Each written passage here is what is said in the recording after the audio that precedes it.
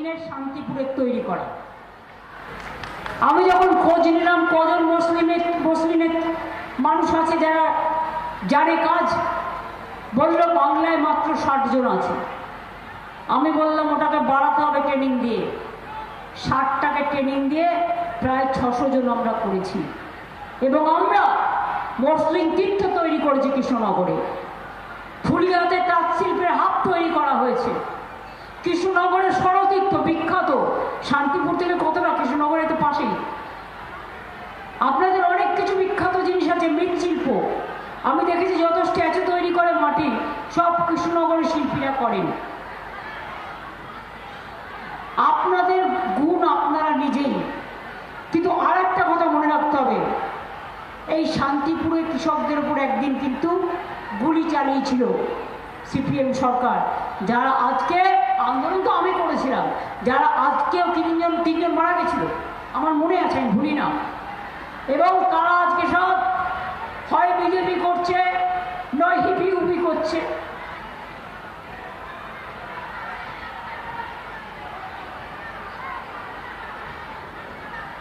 এই শান্তিপুরে আমি একটা জিনিস দেখেছি, মানুষ হরে কৃষ্ণ হরি বল, হরে কৃষ্ণ বলেন, রাধা কৃষ্ণ বলেন, চৈতন্যদেব বলেন, মতুয়া ঠাকুর বলেন, সব ধর্মের সমন্বয় করে এখানকার মানুষ চলেন। বিজেপি ভাবছে সবই তার নিজের কেনা, হিন্দু ধর্ম মানে সব ওরা তৈরি করেছে। বলুন কোথায় ছিলি তখন? তখন তো তোদের জন্মও হয়নি। কত বছর আগে চৈতন্যদেব এসেছিলেন? স্বাধীনতা যখন হয়েছিল তখনই বা তোমরা কোথায় ছিলে? তোমাদের তো জন্মই হয়নি সেদিন। ইংরেজদের দালালি করেছিলে তখন, দাসখত লিখেছিলেন।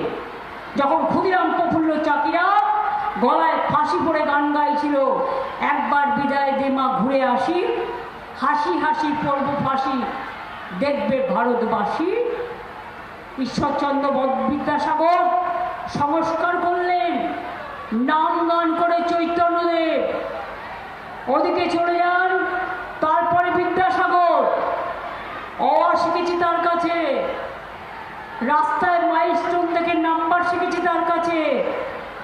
বিধবা বিবাহ প্রচলন করেছিলেন তিনি, কারণ একটা 12 বছরের মেয়েকে 90 বছরের লোকের সাথে বিয়ে দিয়ে তার সারা জীবন সর্বনাশ হতো এবং আগুনে মেয়েটাকে পুড়ে যেতে হতো। সতীদাহ প্রথা নিবারণ করেছিলেন রাজা রামমোহন রায়।